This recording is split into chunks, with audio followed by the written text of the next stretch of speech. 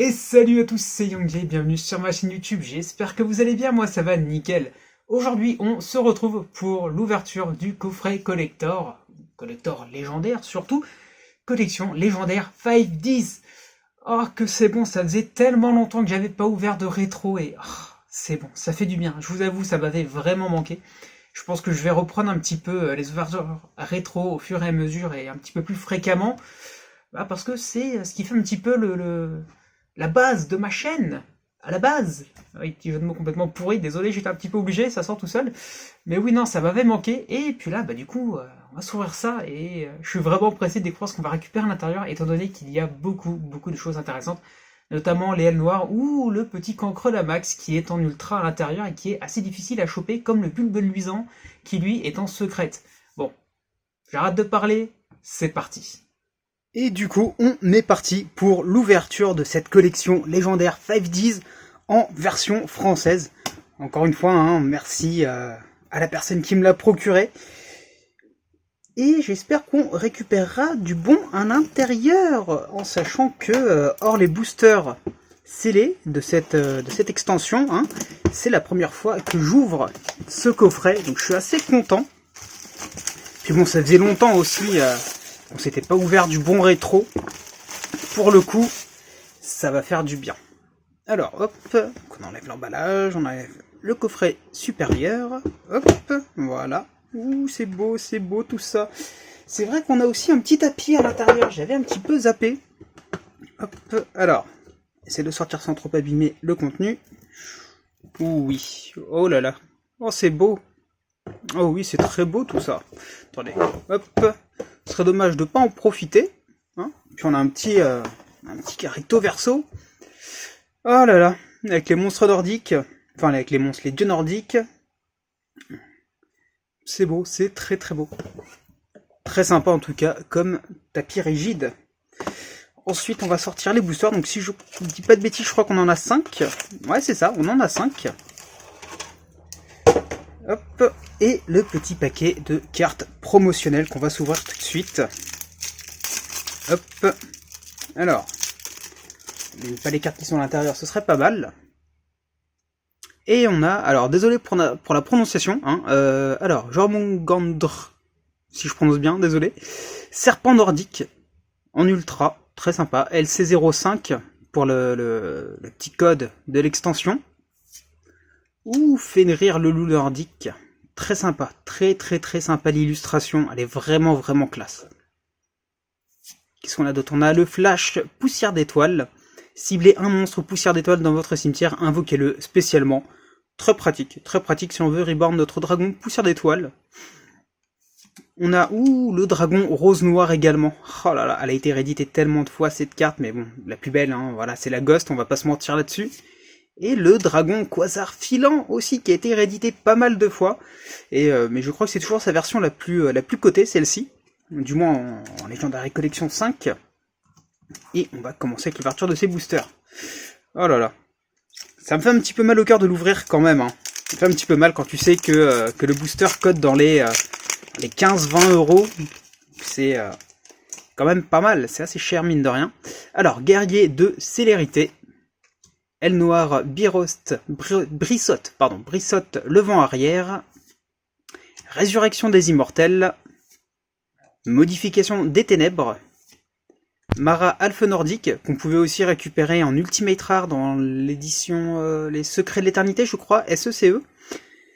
Et derrière, on a la petite Ultra, pour commencer, là, 1 pour 1. Un petit 1 pour 1, qui a été aussi réédité pas mal de fois, notamment dans le calendrier 2019. Que vous pouvez encore retrouver sur le site du repère, d'ailleurs. Le dragon rouge majestueux. Je crois qu'elle est dispo en ulti ou en ghost. Si je dis pas de conneries, il faudra que je vérifie ça. Pour ajouter ça à ma collection, mais je crois qu'elle est aussi dispo autre qu'en super. Hop, oh la petite secrète, la griffe d'Arsenal. La griffe d'Arsenal qui fait plaisir. 1008 d'attaque, 1002 de def. Juste besoin d'un synthoniseur et d'un monstre non synthoniseur ou plus. C'est pas dégueu. C'est simple à invoquer. Et derrière encore une petite rare, le vase du dragon rouge. Hop, alors, ultra, super, rare et secrète. Pour un premier booster, c'est pas dégueulasse. C'est plutôt sympa. On va voir ce qu'on peut récupérer d'autre encore. Alors, le focus, voilà. Alors, Robot Comète, Destruction retentissante, l'armée Mechlord de Granel, Aile Noire Rafale Labourasque, qui d'ailleurs est utilisé en x3 dans le deck actuel, enfin en tout cas dans la version d'Obscure. Je vous mettrai peut-être le lien d'ailleurs de son deck profile dans la description, deck profile qui est très complet et très intéressant. Regardez, je vous le conseille beaucoup pour ceux qui sont attirés par le deck Aile Noire, hein, tout simplement. Retour funèbre, et on commence du coup avec les cartes de rareté, et la première ce sera une petite ultra, le dragon oriental. Alors celle-ci je la connaissais pas. Un synthoniseur, un monstre non synthoniseur ou plus. Si cette carte est invoquée par synchronisation, ciblez un monstre synchro contrôlé par votre adversaire et bannissez la cible. Ouh, c'est pas mal. C'est pas mal du tout comme effet ça. Qu'est-ce qu'on a derrière? On a Granel, Empereur, Mechlord. En super, ok. On va attendre un petit peu, on va d'abord regarder la petite rare. Briseur de puissance, ok. Hop, et du coup, pour la secrète, qu'est-ce qu'on a? Est-ce qu'on a de la chance ou pas? Le dévoilement. Ok, d'accord, on a dévoilement en secrète. Plutôt drôle l'illustration. Même très drôle d'ailleurs, avec les petits chimpanzés là. Cibler un effet de monstre... lorsqu'un effet de monstre est activé dans la main ou au cimetière, annulez l'activation, et si vous le faites, bannissez-le. Ouh, ah oui, mais c'est pas mal du tout ça. Attendez, il faut que je relise un petit peu l'effet. Lorsqu'un effet de monstre est activé dans la main ou cimetière. Ouais, c'est pas dégueu du tout. C'est pas dégueu du tout même, mais c'est même complètement cheaté d'ailleurs, parce que si vous jouez contre un deck où la plupart des effets des monstres sont utilisés dans la main, ce qui est le cas pour Thunder par exemple, vous jouez cette carte-là, bah c'est mort pour Thunder, hein, clairement. Qu'est-ce qu'il y a d'autre encore? On a également les Mech Knight. Les Mech Knight aussi qui ont des effets dans la main, pour pouvoir s'invoquer spécialement. Oui, puis même, il y a plein d'autres decks, hein. C'est pas mal du tout. Hop, troisième booster. De mémoire, on n'a pas d'autres raretés que rare à l'intérieur, enfin que secrète en rareté maximum, mais c'est déjà pas mal. Alors, robot impatient, le valse de combat, ok, étoile siphon, je sais pas ce qui se passe avec le focus, voilà, hop, le guerrier de la route, donc on a vu déjà pas mal de fois dans l'animé, le robot hyper synchronique, ouh, cool. Aile Noire Bora la lance en ultra, celle-ci elle code pas mal si je dis pas de conneries encore une fois, ouais j'aurais dit pas mal de fois si je dis pas de conneries, mais ouais non, très sympa à récupérer, très sympa, en plus je l'avais pas dans cette extension donc c'est nickel, moi ça me va très bien. Le robot guerrier, ok, qu'on avait également de disponible dans le deck de structure, et qui, deck de structure d'ailleurs qui cote une petite somme aujourd'hui maintenant. Derrière on a, le sergent stygien en secrète. Alors si le focus veut bien se refaire, hop, ok. Et en rare, on a, petit focus, la tornade des esprits de la Terre. Ok, si vous contrôlez un monstre esprit de la Terre immortel, détruisez toutes les cartes magie piège contrôlées par votre adversaire.